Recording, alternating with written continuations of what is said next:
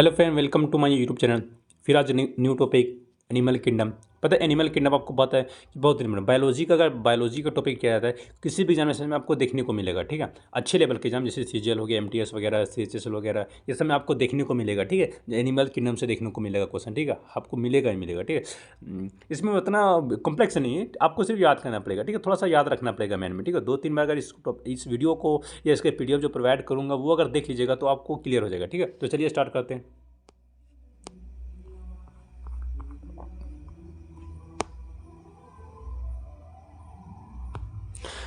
अब देखिए यहाँ पे जंतु विज्ञान पता है, जूलॉजी कहते हैं आपको, वनस्पति विज्ञान पता है, बोटनी कहते हैं, ठीक है। उसके बाद इसमें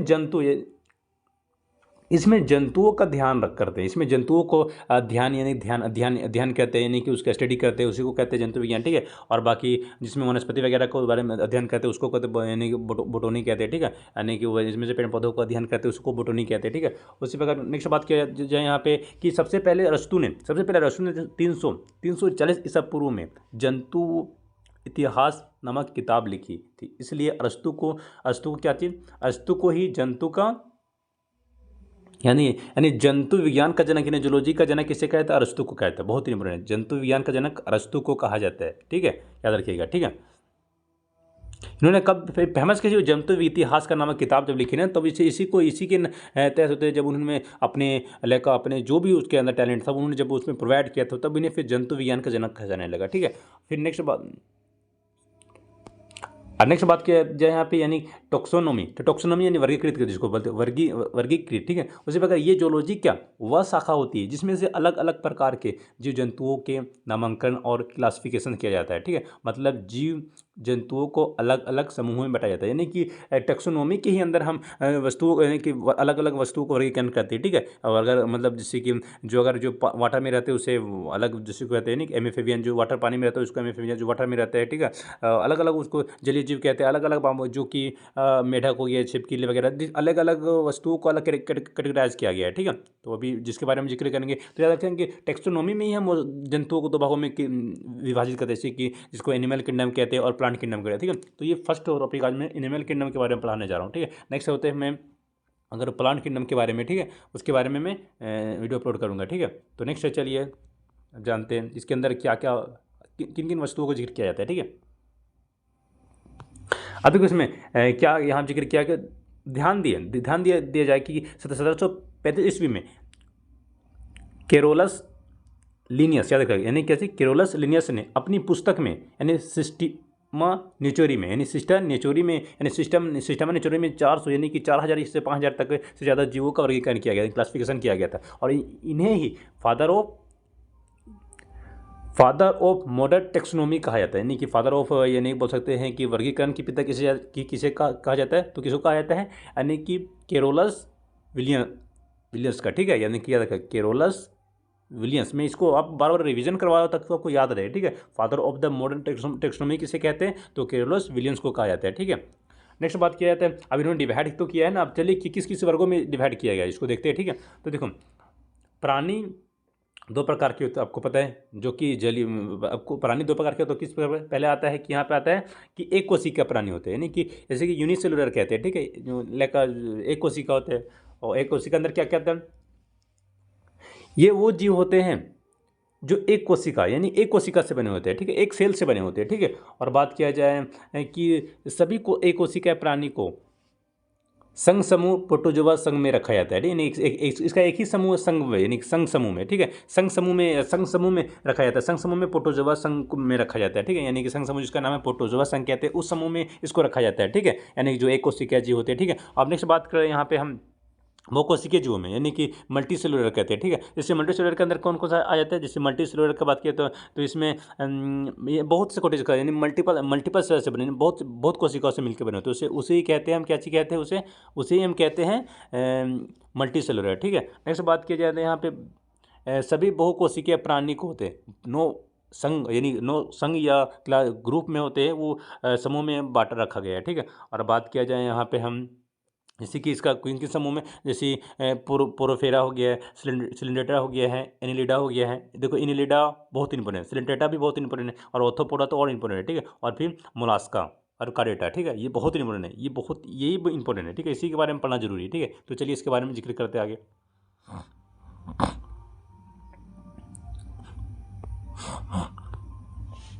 देखिए प्रोटोजोआ, मैंने प्रोटोजोआ पहले बताया था, मैंने फर्स्ट में तो प्रोटोजोआ के बारे में पढ़ते। प्रोटोजोआ, तो प्रोटोजोआ शब्द का प्रयोग सबसे पहले गोल्डफ्स ने किया था, सबसे पहले ने गोल्डफस ने किया था, याद रखना, यानी गोल्डफस ने किया था। और प्रोटोजोआ सबसे साधारण और एकोसिकिया यानी यूनिसेलुलर जंतु होते हैं, ठीक है, बहुत ही सूक्ष्म होते हैं, ये बहुत ही सूक्ष्म होते हैं, ठीक है। और इस संघ के जंतुओं के शरीर में कोई उत्तक, कोई टिश्यूज नहीं पाया जाता, कोई उत्तक नहीं पाया जाता है, ठीक है। और ना कोई अंग ऑर्गन नहीं होता, ना कोई अंग होता है, यानी कि लाइक हम लोग में बहुत लंग्स वगैरह हो गया है, फेफड़े वगैरह बहुत कुछ होता है, इसमें कुछ होता नहीं है, ठीक है, कुछ ऑर्गन्स नहीं होता है। फिर नेक्स्ट बात यहाँ क्या आता है कि इस संघ के जीव शरीर के बाहरी सतह के रास्ते, यानी कि अब बोलेंगे कि ये जीव सांस कैसे लेंगे, तो ये अपने सांस लेते हैं अपने बाहरी सतह से, यानी कि क्या, यानी बाहरी सतह के द्वारा होते हैं, अपने श्वसन लेते हैं या उत्सर्जन करते हैं, ठीक है, जितने भी बाहरी सतह से अपने त्वचा से करते हैं, ठीक है। फिर इसके अंदर कौन कौन से आते हैं ये याद रखना जरूरी है, इसके अंदर कौन कौन से आता है, ठीक है।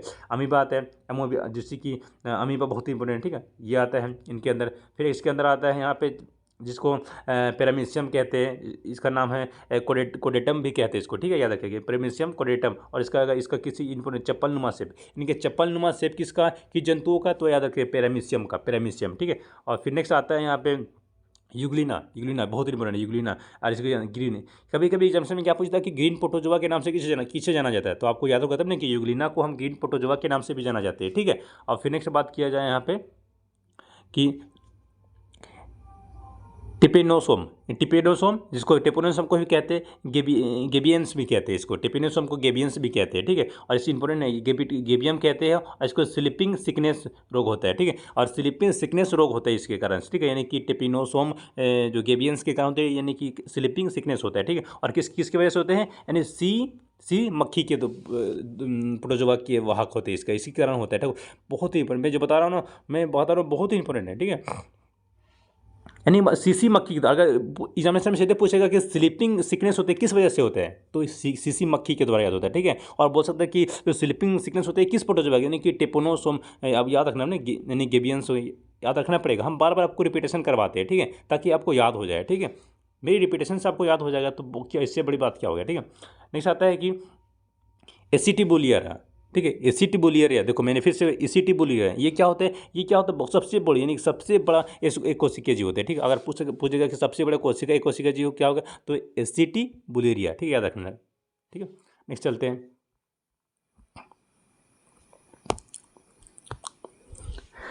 संघ पोरीफेरा जिसको कहते हैं, यानी कि इसको यानी फैलम कहते हैं, फैलम पोरीफेरा, ठीक है, तो याद रखना, संघ पोरीफेरा याद रखो, या फैलम, ठीक है। इसके अंदर क्या कहता है, यानी इस वर्ग के अंदर देखिए क्या आता है, ये साधारण बहुकोशिकीय जीव होते हैं, ठीक है। इस संघ के सभी जंतु खारे पानी में पाए जाते हैं, मतलब कि समुद्र, चट्टान या ठोस पदार्थ पर पाए जाते हैं, ठीक है। और इन जंतुओं के शरीर में बहुत से छिद्र होते हैं, जिन्हें हम ओस्टिया, जिसको हम ओस्टिया कहा जाता है, और इन्हें छिद्र से जल, यानी कि ओस्टिया इंपॉर्टेंट है कि इसके जो छिद्र, इसके बदन में जो, उसके ऊपर जो शरीर में जो छिद्र होता है उसको क्या कहते हैं, ओस्टिया कहते हैं, इंपॉर्टेंट पूछ सकते हैं ओस्टिया, ठीक है, याद रखें ओस्टिया। और किन की वजह से ओस्टिया होते हैं, और फिर क्या होता है इनके जो, और इन्हीं छिद्रों से ये जल और ऑक्सीजन, भोजन इत्यादि ग्रहण करते हैं, ठीक है। जितना भी उत्सर्जन वगैरह जितना भी काम करता है अपने शरीर, अपनी जो त्वचा, यानी देखिए ये त्वचा, यानी कि इसके शरीर में देखिए ये सब जो ऊपर इसके छिद्र होते हैं, ये हॉल वगैरह छिद्र होते हैं, हल्के हल्के छिद्र होते हैं, ठीक है। इसी द्वारा ये जल वगैरह ऑक्सीजन वगैरह अपने ग्रहण करते हैं, ठीक है,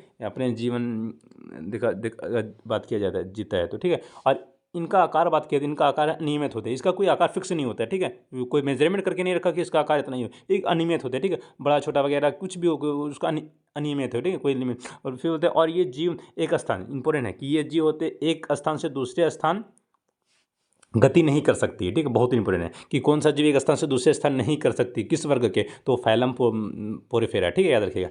फिर नेक्स्ट बात करें इस, यानी कि जो फैलम यानी संघ प्रोफेरा के जीवों को सामान्यतः स्पंज कहा जाता है, ये भी इंपॉर्टेंट है, सब मैंने इंपॉर्टेंट टॉपिक बता रहा हूँ आपको, स्पंज, ठीक है, स्पंज याद। अब देखिए इसके अंदर कौन कौन से आता है, देखो साइकन, ठीक है, साइकन इंपॉर्टेंट है, ठीक है, साइकन ये याद रखना पड़ेगा आपको, ठीक है, साइकन। और फिर यूस्पेंजिया हो गया है, ठीक है, इसको बात स्पोन भी कहते हैं। और नेक्स्ट आता है यूप्लेक्टेला, ठीक है, यानी यूप्लेक्टेला याद रखना पड़ेगा। और फिर लास्ट में आता है अस्पिंजिला, ठीक है। तो अस्पिंजिला और यूस्पेंजिला सेम करते तो याद रखें, जब अस्पिंजा याद होगा कि आपको ये याद हो जाएगा कि जो स्पंज किसके कहा जाता है, यानी कि जो फैलम प्रोफेरा को कहते हैं, तो उसे दो जीव भी याद आ जाएगा, यूस्पिंजिया यानी यूस्पिंजिया हो गया या अस्पिंजिया याद आ जाएगा, ठीक है। तो इसी सब में आपको इसी सब में पूछा जाएगा, ठीक है, एग्जामिनेशन में, ठीक है, कि यूस्पेसिया होते हैं किस वर्ग के है, ठीक है, फैलम प्रोफेरा, ये सब याद करना पड़ता है। और क्या याद करना पड़ेगा आपको।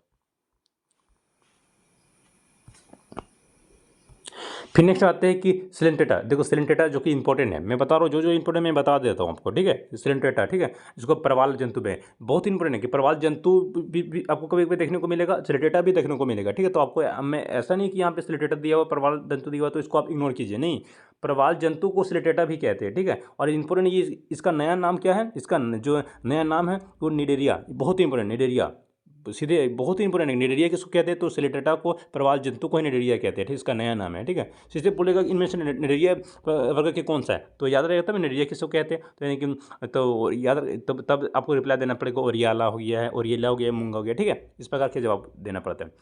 तो फिर इस संघ के जंतुए, यानी कि इस संघ के जो जंतुए होते हैं मुख्य रूप से समुद्र जल में पाए जाते हैं, ठीक है, समुद्र जल में पाए जाते हैं। और इन प्राणियों की जो संरचना धागे की तरह होती है, ठीक है। और इन जंतुओं में रक्त नहीं होता है, ठीक है, इन जंतुओं में होते हैं वो रक्त नहीं होता है, फिर भी ये श्वसन करते हैं, ठीक है, रक्त नहीं होता तो फिर भी ये जिंदा रहते हैं, फिर भी श्वसन करते हैं, ठीक है। और इनमें श्वसन तंत्र, उत्सर्जन तंत्र कुछ भी नहीं होता है, यानी प्रेषण तंत्र हो गया, यानी कि सर्कुलेटरी सिस्टम हो गया, यानी कुछ भी नहीं होता है, इसमें से कुछ भी नहीं होता है, ठीक है।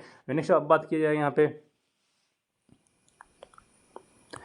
कि ग्रेट बैरियर जो रीफ हो गया है, जो कि ऑस्ट्रेलिया में प्रेजेंट है, के बारे में आपने सुना होगा, जो कि ऑस्ट्रेलिया के उत्तर पूर्व में स्थित है। उसका निर्माण इन जंतुओं के द्वारा ही हुआ है। ये जंतुएं कैल्शियम कार्बोनेट को स्रावित करता है, इंपॉर्टेंट है कि कौन सा जंतु कैल्शियम कार्बोनेट को उत्सर्जित करता है, ठीक है, स्रावित करता है, और याद रखें। और इसी से निर्माण हुआ है ग्रेट बैरियर रीफ हो गया, ठीक है। तो ग्रेट बैरियर क्वेश्चन इस प्रकार के बन सकता है कि ग्रेट बैरियर रीफ होते किस वजह से हुआ, किसके द्वारा निर्माण हुआ, ठीक है, किस, तो सिलेंटेटा के जंतुओं के द्वारा निर्माण हुआ, प्रवाल जंतुओं के द्वारा निर्माण हुआ, ठीक है।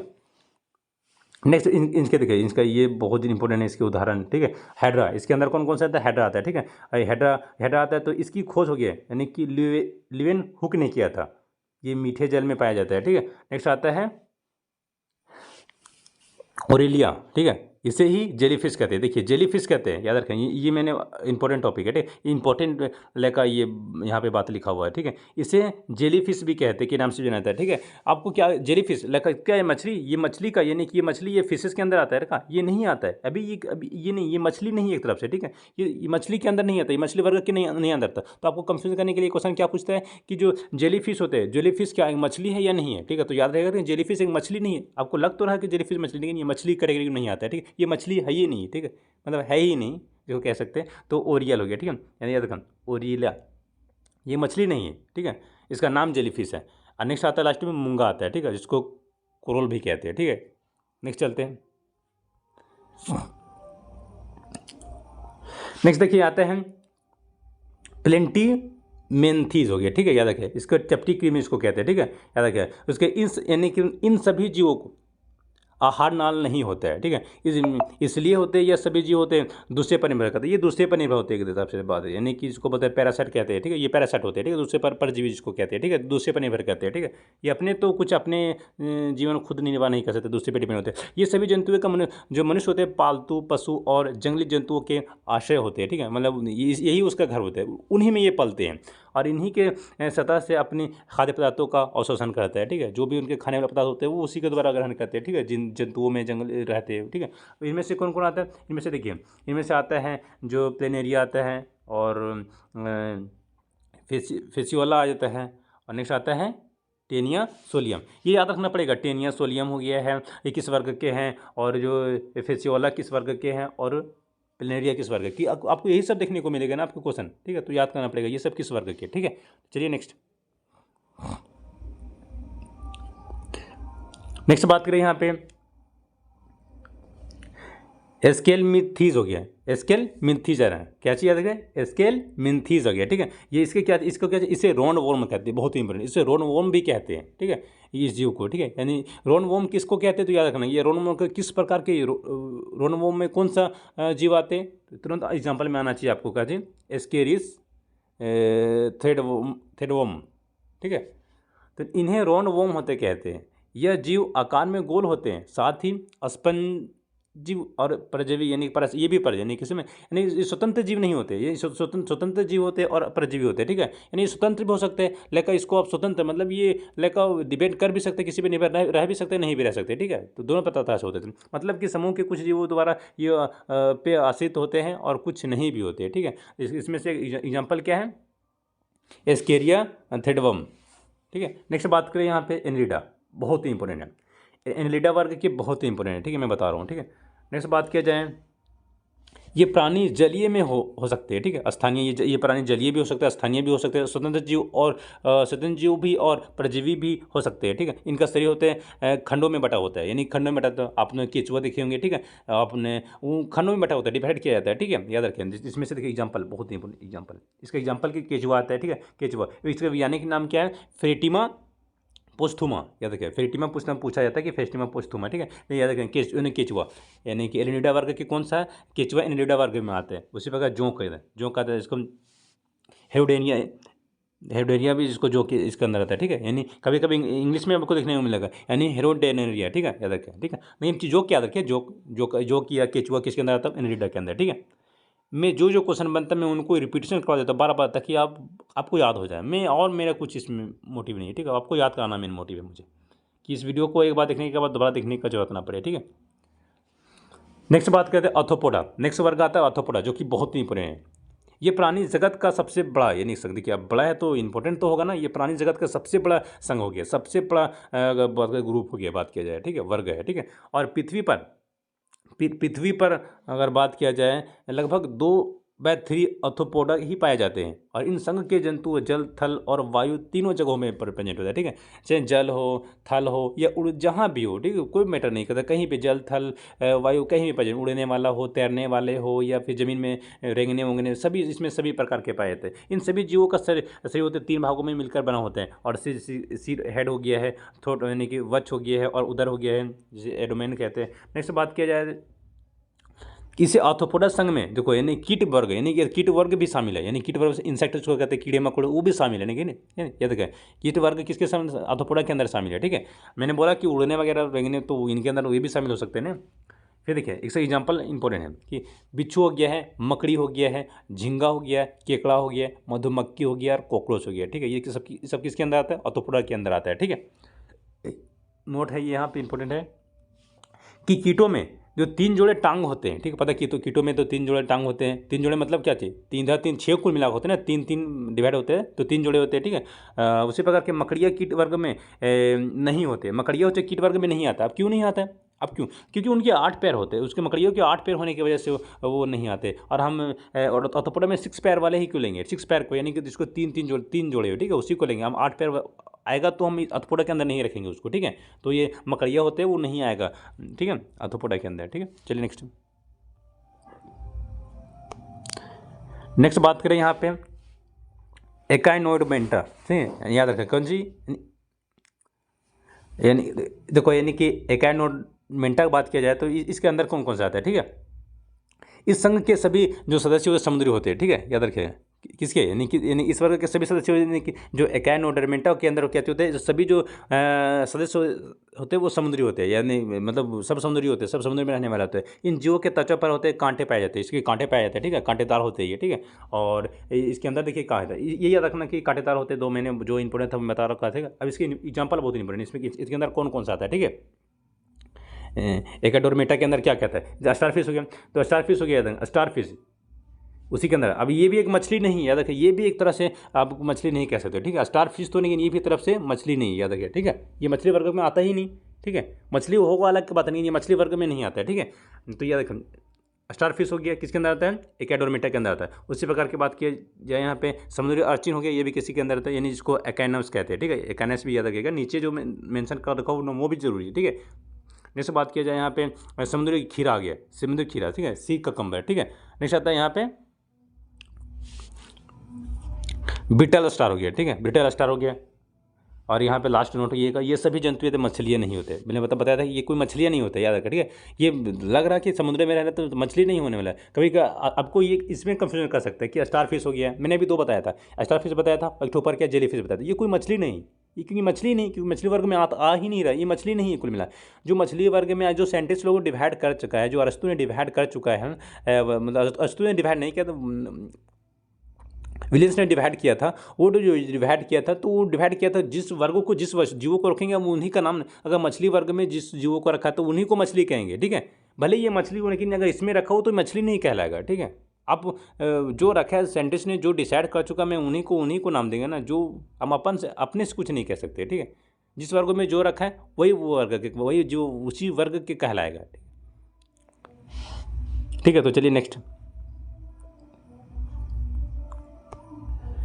नेक्स्ट बात किया जाते हैं मोलास्का, बहुत इंपॉर्टेंट है, ठीक है। मोलास्का इन जीवों का शरीर होते हैं मुलायम होने के कारण होते हैं, इसे मोलास्का कहा जाता है, ठीक है। मुलायम होने के, याद रखो मुलायम तो मोलास्का सिमिलर मिल रहा है, ठीक है। इस संघ के मैक्सिमम जीव होते समुद्र होते हैं, मैक्सिमम जीव समुद्री होते हैं, और कुछ स्वच्छ जल एवं स्थल में पाए जाते हैं, कुछ जल में कुछ स्थल में पाया जाता है। और इंपॉर्टेंट है कि ये पूछा जाता है कि इन जीवों के शोषण कैसे करते हैं, गिल के द्वारा, क्योंकि मछलियाँ तो गिल के द्वारा, तो इस प्रकार के इस सब जितने जीव आते हैं मतलब मैक्सिमम तो शोषण अपने करते हैं गिल के द्वारा करते हैं, ठीक है। यही कह रहा है इसका उदाहरण बहुत इंपॉर्टेंट, जो इसके अंदर आता है वो बहुत इंपॉर्टेंट होता है, ठीक है।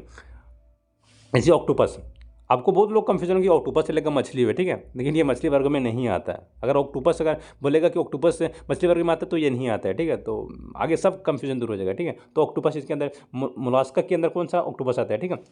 उसको डेविल फिश भी कहते हैं। देखिए डेविल फिश, ये फिश नहीं है लेकिन इसका नाम है डेविल फिश, ठीक है, याद रखिएगा। डेविल फिश के नाम से किसे जाना जाता है, ऑक्टोपस को। ये कभी कभी ये भी क्वेश्चन बनता है कि डेविल फिश होते हैं किस वर्ग से रिलेटेड है, तो मोलास्का से, याद रखिएगा, ठीक है। घुमा फिरा क्वेश्चन पूछा जाता है।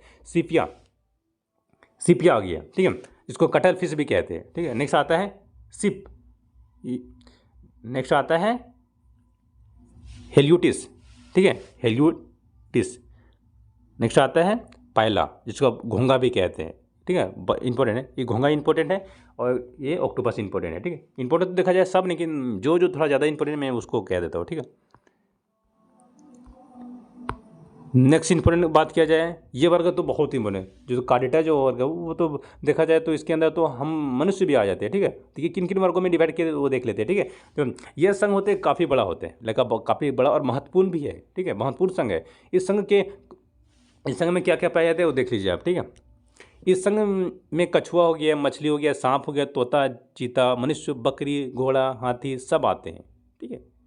लेकिन हम मछली बात की, इंसान बात करें, घोड़ा, हाथी लेकर सब आते हैं इसमें, मैंने जो पर मेंशन कर रखा है, ठीक है। कार्डेटा वर्ग को समझने के लिए इसे छोटे छोटे वर्गों में बांटा है। जो अभी देखिए इतना आपको कि क्यों बांट दिया छोटे छोटे वर्गों में, क्योंकि छोटे छोटे वर्गों में बांटना क्यों पड़ा यार, क्योंकि इतना है तो इतना को एक ही साथ पढ़ेंगे तो हम कंफ्यूज हो जाएंगे, ठीक है, कि इनको किस वर्ग में रखने, इसको सभी को अलग अलग वर्ग के बांट के कर दिया कि मछली को किस वर्ग में, इंसान को किस वर्ग में रखा गया है, ठीक है, और मेढक को किस वर्ग में रखा गया है, सबको अलग अलग डिवाइड कर दिया। देखो डिवाइड किस किस में किया था, देखो डिवाइड कहाँ किस किस वर्ग में किया गया है। तो मत्स्य यानी मत्स्य वर्ग हो गया, तो क्लास पे यानी कि इसको क्लास पीसेस कहते हैं, ठीक है। इसको मछली जितने भी मत्स्य होते हैं, जितने मछली वगैरह होते हैं इसी के अंदर रखा गया है। उसी प्रकार नेक्स्ट आता है उभयचर वर्ग, जिसको एम्फीबिया कहते हैं, ठीक है, जो पानी जल में दोनों जगह रहते हैं। नेक्स्ट आता है सरीसृप, रेंगने वाले होते हैं, ठीक है, रिपेटेलिया हो गया है, टेलिया होते हैं, जैसे कि मगरमच्छ, सांप हो गया है, ठीक है। और फिर नेक्स्ट आता है पक्षी वर्ग के, यानी कि एविस जिसको कहते हैं।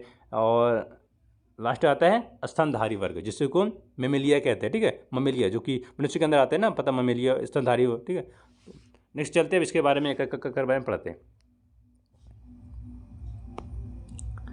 अब नेक्स्ट देखते हैं मत्स्य, यानी मत्स्य वर्ग में आता है। मत्स्य मतलब अभी मैं बताया मछली वर्ग, जिस वर्ग मछली जितने मछलियाँ जो वर्ग में तो उसी को मत्स्य कहते हैं। इसके अंतर्गत मछलियाँ आते हैं। मछलियाँ श्वसन की प्रक्रिया गिल के द्वारा करते हैं, ये तो आपको पता है, सभी बच्चों को तो पता होगा गिल के दिया। मछलियाँ किसके द्वारा कहाँ श्वसन लेते हैं, तो गिल्स के द्वारा लेते हैं, ठीक है। नेक्स्ट देखिए इनमें से शार्क मछली, बाबा इसमें शार्क एक मछली है, मैंने जितना 18 फिश बताया था मैंने, वो सब मछली वगैरह नहीं है, ठीक है। जेली फिश बताया वो मछली नहीं, अंदर नहीं आता है, ठीक है। मछली के वर्गीकरण उसके अंदर आता ही नहीं, मत्स्य वर्ग में आते तो मछली नहीं कहलाएगा, ठीक है। शार्क हो गया है, फिर हिप्पोकैम्पस हो गया, ये सब मछली के अंदर आता है, ठीक है। फिर शार्क के देखो यहाँ पे शार्क में कोई भी हड्डी उपस्थित नहीं होता है, ठीक है। इसे डॉग फिश भी के नाम से भी जाना जाता है, याद रखिएगा, बहुत ही इंपॉर्टेंट है कि किस मछली में एक भी मतलब हड्डी नहीं होता है, ठीक है। तो वो कौन सा शार्क मछली है, ठीक है। और फिर बात किया जाए यहाँ पे, यह एक समुद्री मीन है जिनमें जो औसमीन या समुद्री घोड़ा, जिसको सी हॉर्स कहा जाता है, विश्व के सबसे धीमे चलने वाली जो मछली है, कौन सा सबसे धीमे चलने वाली जो मछली, जिसको बोलते हैं समुद्री हॉर्स, कहते हैं सबसे धीरे चलने वाली मछली है, ठीक है। और समुद्री घोड़ा एक मछली, देखो ये कह रखा है कि यहाँ समुद्री घोड़ा होते एक मछली है, याद रखें मछली है, सबके समुद्री गाय, जबकि जो समुद्री गाय हो गया है और समुद्री जो सी हो गया है, मेमल जो मेमल हो गया है और स्तनधारी हो गया है, ये सब कोई मछली वगैरह नहीं है, ठीक है, याद रखें। लेकिन जो समुद्री घोड़ा हो गया जिसको सी हॉर्स कहते हैं, वो एक मछली है। आप घोड़ा देख के ये ना मत कीजिएगा कि ये मछली वर्ग के कहाँ आएगा, ठीक है। जो फिश है वो तो आ सकता है मछली के, लेकिन नहीं, लॉजिक से काम नहीं चलेगा, ठीक है, आपको याद करना पड़ेगा, ठीक है। लॉजिक लगाओगे तो गलत हो जाएगा। अब नेक्स्ट आता है गेबूसिया। गेबूसिया बात करते, गेबूसिया को होते हैं मस्कीटो फिश भी कहा जाता है, ठीक है। इसे तालाबों और कुओं में छोड़ने से मच्छर पर नियंत्रण किया जा सकता है, ठीक है। अब देखो मच्छर पर नियंत्रण करने के लिए, ठीक है, गेबूसिया मच्छर पूछ एग्जामिनेशन में क्वेश्चन ये भी बन सकता है कि मच्छर को नियंत्रण करने के लिए किस जीव को प्रयोग, यानी किस जीव को द्वारा किया जाता है, निवारण के लिए किस जीव को उपयोग किया जाता है, तो यानी गेबूसिया, ठीक है, गेबूसिया लगा गेबूसिया, ठीक है, जो कि कम मत्स्य वर्ग के अंदर आता है, ठीक है। नेक्स्ट आता है यहाँ पे, नेक्स्ट आता है कि पासन मछली, ठीक है, यानी स्टोन फिश हो गया, ठीक है। देखो ये सब क्या, पासन फिश हो गया, सबसे विषैली मछली, सबसे विषैली मछली की बात की, सबसे विषैली जहरीली मछली कौन सा होता है, पासन फिश हो गया, ठीक है। स्टोन फिश एक तरफ से मछली हो गया, ठीक है, मछली ये सब जितनी भी मछली है, क्योंकि मछली वर्ग में आ रहा है, ठीक है। इसके अलावा हो गया, इसके अलावा देखिए फ्लाइंग फिश हो गया है, कॉड हो गया है, टर्पिडो हो गया, रेहू, कतला हो गया, ये सब मछली वर्ग के अंदर आता है, मत्स्य वर्ग के अंदर आता है, ठीक है। नेक्स्ट चलते हैं, आपको याद रखना पड़ेगा, ठीक है, क्योंकि याद ही पर सब खेला, याद रखिएगा तभी एग्जामिनेशन में आप अच्छे आंसर को या कुल मिला सटीक आंसर लिख कर पाओगे, ठीक है। उभयचर, वह जिसको एम्फीबियन हो गया, ठीक है। एम्फीबियन आपको पता है, इसका अगर मैं थोड़ा इंग्लिश का अगर बात किया जाए, इसको अगर रूट वर्ड की बात किया तो एम्फी, देखो एम मतलब हो गया दोनों जगह पे, और फिबिया मतलब लगम जो दोनों जगह पे रहते हैं, ठीक है। तो इस वर्ग के सदस्य जल और स्थल में, जल और स्थल दोनों में रहते हैं, पाए जाते हैं, और इस मतलब इसलिए होते हैं, इसका नाम होते हैं एम्फीबिया या उभयचर के नाम से भी जाना जाता है, ठीक है। इसके शरीर पर होते हैं सल्क होते हैं, या सल्क या बाल पंख नहीं होते, कोई बाल वगैरह नहीं होते, इनके जो त्वचा होते काफ़ी होते चिकनी होते हैं, मुलायम होते हैं। इस वर्ग में आने वाले जीव त्वचा से सांस लेते हैं, त्वचा मेढक वगैरह होते त्वचा से सांस लेते हैं, ठीक है, याद रखिएगा, ठीक है। इस वर्ग के उभयचर के वर्ग के, ठीक है। और इसमें कौन कौन से आते हैं, मेढक हो गया है और हैला हो गया, ठीक है। मेढक और हैला किस वर्ग में आता है, उभयचर के वर्ग में, ठीक है। दो ही आपको याद, मेढक तो आपको पता ही जुबान में होगा, हैला याद रखिएगा, हैला, ठीक है। नेक्स्ट आता है सरीसृप, ठीक है, सरीसृप जिसको बोलते हैं रेंगने वाले, रेप्टिलिया क्लास के कहते हैं, ठीक है। इस वर्ग की बात किया जाए तो यह सामान्यता हो गया, स्थलवासी होते हैं, और पर इस वर्ग के कुछ जंतुए जलवासी भी होते हैं, नहीं, ठीक है। और ये सभी जंतुए होते हैं अनियत तापी होते हैं, ठीक है, कोल्ड ब्लडेड, ये याद रखिएगा, ठीक है। यानी कि जो कोल्ड ब्लडेड में, कोल्ड ब्लडेड के अंदर कौन से जीव आते हैं, ठीक है, तो सही सिर्फ होते हैं वो कोल्ड ब्लडेड के अंदर आता है, ठीक है। क्वेश्चन इससे पूछा जा सकता है, ठीक है। इसका एग्जाम्पल देखिए, कछुआ हो गया, घरेलू हो गया है, छिपकली हो गया है, अजगर हो गया है, मगरमच्छ हो गया है, और एलिगेटर हो गया है, और यानी कि डेक्रो जो इंपॉर्टेंट है, ठीक है। डेक्रो एक तरफ से मछली, सरीसृप हो गया, सॉरी सरीसृप है, ठीक है। या डेक्रो के बारे में यहाँ जिक्र किया गया है कि डेक्रो को उड़ने वाली छिपकली यानी फ्लाइंग लिजर्ड कहा जाता है, ठीक है। फ्लाइंग लिजर्ड के नाम से कौन जाना जाता है, नाम से नहीं, कुल मिला के इसका काम ही वही है कि डेक्रो यानी उड़ता है, ये उड़ता है, ठीक है। एक्चुअल में ये उड़ता है, ये जो ऐसी छिपकली जो उड़ने का उड़ती है ये, ठीक है, तो इसको फ्लाइंग लिजर्ड भी कहते हैं, ठीक है। चलिए नेक्स्ट, अब पक्षी के यानी एवी क्लासिफिकेशंस के अंदर दाना, ठीक है, यानी क्लास एविस, ठीक है, यानी पक्षी वर्ग की बात करें, ठीक है। इस वर्ग के अंतर्गत हवा में उड़ने के साथ साथ जमीन पर तेजी से चलने वाली पक्षी प्राणी आते हैं, ठीक है। हवा में चलते साथ साथ जमीन में भी चलते, कोई शुतुरमुर्ग क्या हवा में उड़ते हैं, वो तो जमीन में चलते हैं स्पीड, ठीक है। तो इसमें दोनों आते हैं, ठीक है। इस वर्ग के जंतुए, देखो मैंने उसमें क्या बोल रहे थे, अनियमित ताप यानी कि कोल्ड ब्लडेड होते हैं, यानी कि जो पक्षी होते हैं वो कोल्ड ब्लडेड होते हैं, लेकिन ये देखो पक्षी नहीं कोल्ड ब्लडेड होते, ठीक है, रेप्टाइल होते हैं, ठीक है। सरीसृप के अंदर तो वो सब कोल्ड ब्लडेड होते हैं, लेकिन जो नियमित तो होते हैं यानी कि नियतापी होते हैं, यानी वार्म ब्लडेड होते हैं, कौन सा पक्षी होते हैं, ठीक है, याद रखिएगा। इस शरीर का, इसका शरीर हो गया 3 भागों में विभाजित होता है, सिर, गर्दन और धड़, ठीक है। इसके अंदर कौन कौन से आते हैं, कबूतर हो गया, मोर हो गया, तोता हो गया है, फिर ऑस्ट्रिच जिसको शुतुरमुर्ग कहते हैं, और कीवी आता है, ठीक है। कीवी ऑस्ट्रेलिया का राष्ट्रीय पक्षी कीवी, पता है ये इसका, ठीक है। लेकर शुतुरमुर्ग हो गया ये, और ये कीवी हो गया, ठीक है। नेक्स्ट बात की कुछ इंपॉर्टेंट पॉइंट इसके बारे में जिक्र किया गया। ऑस्ट्रेलिया एक दौड़ने वाला बहुत बड़ी पक्षी है, पता है कीवी ऑस्ट्रेलिया में दौड़ने वाले एक पक्षी होते हैं, फिर जिसे शुतुरमुर्ग के नाम से भी जाना जाता है, ठीक है। शुतुरमुर्ग यानी सॉरी ये ऑस्ट्रिच के बारे में बात किया, ऑस्ट्रिच हो गया है जो कि एक बहुत बड़ी पक्षी होते हैं, ठीक है, जिसे हम शुतुरमुर्ग के नाम से भी जाना जाता है, ठीक है। और कीवी भी एक दौड़ने वाला पक्षी है जो कि न्यूजीलैंड में पाया जाता है, ठीक है। इसका जो वैज्ञानिक नाम बात करें, इसका वैज्ञानिक नाम कौन सा वैज्ञानिक नाम जिसको एम्प्टेरिक्स कहते हैं, ठीक है। अब शुतुरमुर्ग पृथ्वी पर सबसे बड़ा जीवित पक्षी हो गया है, ठीक है। सबसे बड़ा जीवित पक्षी होते हैं वो शुतुरमुर्ग है, ठीक है। और बात करें जो हेमिंग बर्ड हो गया उसको गुंजन, इसका ये नाम रखिएगा, गुंजन जो पक्षी होते हैं ये नाम रखिएगा, ठीक है। गुंजन पक्षी से आपको पूछेगा, ठीक है, हेमिंग बर्ड से नहीं, कभी कभी गुंजन पक्षी बोल देगा, ठीक है। गुंजन पक्षी सबसे छोटा पक्षी होता है, ठीक है। और गुंजन पक्षी के बारे में एक तो बात किया जाए तो गुंजन पक्षी होते एकमात्र ऐसा पक्षी है जो कि पीछे की ओर उड़ती है, नहीं ये पीछे की ओर उड़ती है, सबसे छोटा तो है लेकिन सबसे पीछे की ओर उड़ती है, कौन सा गुंजन पक्षी, ठीक है। हेमिंग बर्ड को ही गुंजन पक्षी कहते हैं, ठीक है। और फिर से बात करें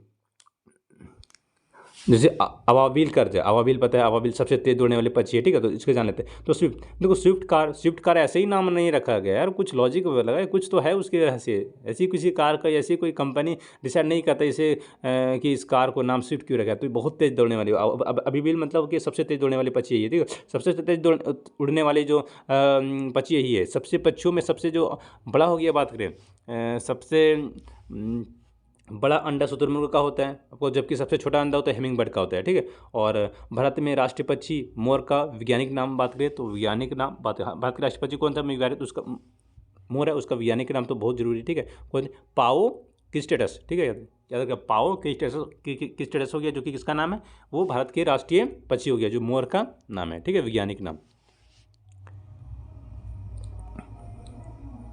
नेक्स्ट आता है स्तनधारी, ठीक है, यानी कि इसको मेमेलिया के अंदर आता है, ठीक है, मेमेलिया के अंदर। इस वर्ग के सभी प्राणी होते हैं अधिक विकसित व समतापी होते हैं, ठीक है, समतापी होते हैं, ठीक है। नेक्स्ट बात करें सॉरी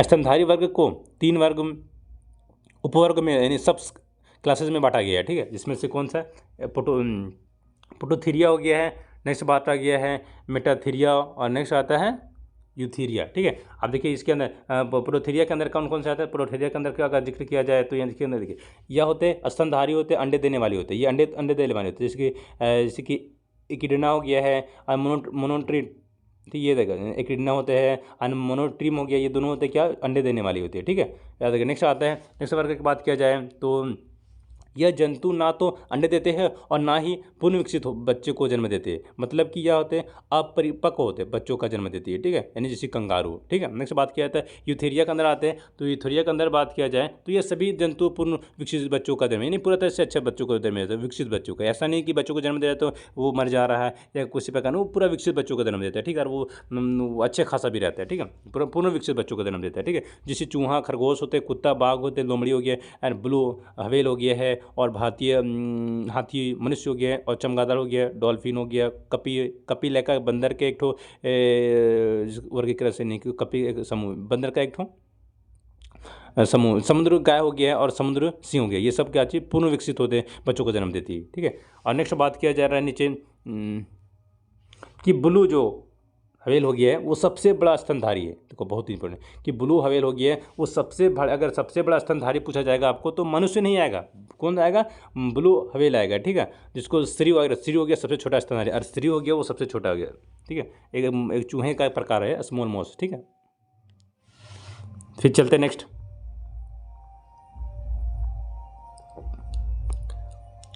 अब देखिए इंपॉर्टेंट पॉइंट हो गया, मैंने मेमेलिया के बारे में तो पढ़ा तो उनके बारे में कुछ जाना जरूरी है, ठीक है। इनमें इंपॉर्टेंट पॉइंट के अंदर क्या आता है कि पक्षी वर्ग और स्तनधारी दोनों वर्ग होते हैं समतापी होते हैं, यानी वार्म ब्लडेड होते हैं। वार्म ब्लडेड देखो पक्षी वर्ग की बात करें या मनुष्य तो वार्म ब्लडेड होते हैं। वार्म ब्लडेड मतलब क्या होते हैं, जितनी की जो पर्यावरण पर डिपेंड नहीं पड़ता है, उसके टेम्परेचर के अनुसार वो बदलते नहीं है, ठीक है। दूसरी बात अगर देखिए सरीसृप क्या मतलब सरीसृप में बताया था वो क्या अपने पर्यावरण के अनुसार अपने एटमोस्फेयर के अनुसार होते हैं, वो रंग बदल देते हैं, ठीक है, अपने बदल देंगे, ठीक है। और लेकिन मनुष्य होते हैं और जो पक्षी हो गए ये सब नहीं बदलते, ठीक है, उसको बोलते हैं वार्म, इसी रखा गया वार्म ब्लडेड के लिए। अगर पक्षी बात किया जाए मतलब सरीसृप की बात करें तो वो कौन सा वो कोल्ड ब्लडेड था, ठीक है। नेक्स्ट बात करें इसी हवेल हो गया। मैंने इसके बारे में क्या मैं बता दें, इसके बारे में और जान लीजिए थोड़ा, ठीक है। मतलब क्या होता है कोलाब्रेटिव का, मतलब क्या होता है, जिनका शरीर होते का तापमान होते वातावरण के ताप से प्रभावित नहीं होता। मैंने बताया था कि शरीर होते वातावरण से ताप पर प्रभाव नहीं करता है, लेकिन जो शरीर सिर्फ हो गया है, जैसे कि गरगट हो गया, ये सब अपने टेम्परेचर के अनुसार तो मतलब बदल देते हैं, अपने रंग को बदल देते हैं, अपने वातावरण के अनुसार प्रभावित हो जाते हैं, ठीक है। प्रभाव कर जाता है, उसके डिपेंड पड़ता है, बहुत फर्क पड़ता है, इफेक्ट बहुत पड़ता है उन सब में, ठीक है। लेकिन जो समतापी में जो वोम पक्षी हो गया, मनुष्य में नहीं पड़ता है, यानी वो वोम ब्लडेड होते हैं, वोम ब्लडेड होते हैं, ठीक है। फिर बात किया जाता है यहाँ पे हवेल हो गया में सबसे जो विशालतम दांत हो गया, मतलब जो हवेल हो गया सभी सबसे विशालतम दांत वाले जो मछली हो गया, बात किया जाए तो कौन सा यानी कि अस्पम व्हेल हो गया, ठीक है। एक हवेल का ही एक ठो अलग इसी का जाति हो गया, ठीक है, जिसको अस्पम होते हैं, हवेल कहते हैं, ठीक है, जिसका सबसे विशाल दांत होते हैं, ठीक है। नेक्स्ट बात किया जाए डॉल्फिन हो गया। डॉल्फिन या एक जलीय जंतु होते हैं, ठीक है, जो कि मेमेलिया में आता है और बहुत ही बुद्धिमान जीव माना जाता है, ठीक है। और गंगा नदी में पाया जाने वाली डॉल्फिन हो गया, इसे राष्ट्रीय जलीय जीव घोषित किया गया, ठीक है। अगर राष्ट्रीय जलीय जीव कौन है, जो कि गंगा नदी में होते हैं, वो डॉल्फिन को रखा गया, ठीक है, और इसे सबसे बुद्धिमान जीव माना जाता है, ठीक है, डॉल्फिन। नेक्स्ट बात करते हैं, देखो ये वर्ग भी देख ले जान लेते हैं, ठीक है। जब सब पढ़ा तो इसको क्यों, ठीक है। ठीक है, बंदर के दो वर्ग होते हैं, ठीक है, जिसको एक तो कपि वर्ग कहते हैं, एप्स कहते हैं, एक आता है वानर वर्ग है, ठीक है। तो वन अब कपि वर्ग के कपि वर्ग के अंदर आता है, देखिए कपि वर्ग के अंदर आता है हिन कपि सबसे छोटे होते हैं, सबसे छोटे बंदर होते हैं, उसको हिन कपि कहते हैं, ठीक है। जो छोटे आकार के कपि आते हैं, इसका गिबन हो गया, सबसे छोटे आकार के बंदर आते हैं, ठीक है। नेक्स्ट आता है महाकपि आता है, ठीक है, जिसमें बड़े बड़े बंदर, जैसे चिंपांजी हो गया है, गुरेला हो गया, ये सब बड़े बड़े बंदर के नाम आते हैं, ठीक है। मानव समान होते हैं, ठीक है, इसको कहते हैं, इसको मानव कपि यानी कि महाकपि कहते हैं। और हिन कपि हो गया, गिबन आ गया, और महाकपि के अंदर कौन सा आ गया, चिंपांजी हो गया, गुरेला हो गया, ठीक है। और नेक्स्ट बात करें वानर वर्ग की मैं बात करें तो वानर वर्ग के अंदर लंगूर आता है, ठीक है, तो इसको देखे ही होंगे। फिर नेक्स्ट बात किया जाता है बबूल। जो बबून हो गया है, ये विश्व का सबसे बड़ा होते बंदर हो गया, ठीक है। बबून हो गया विश्व का सबसे बड़ा बंदर हो गया, ठीक है। और चमगादड़ हो गया है, ये नेक्स्ट बात किया जाता है चमगादड़ की बात किया जाए तो ये मेमेलिया में आता है, और ये ऐसा जीव है कि जो कि पराश्रय ध्वनि को सुन सकता है, ठीक है। पराश्रय ध्वनि लेकर फिजिकल टॉपिक है, तो आप पता है पराश्रय जो हम लोग में क्षमता नहीं होता है सुनने के, ये सुन लेते हैं। पराश्रय ध्वनि होते हैं हम लोग नहीं सुन सकते, लेकिन चमगादड़ होते हैं इसके अंदर वो कैपेबिलिटी होता है कि सुन लेगी, ठीक है। और मेमेलिया के अंदर आता है, ठीक है। तो आज इतना ही फ्रेंड, फिर मिलते हैं नेक्स्ट वीडियोज़ में।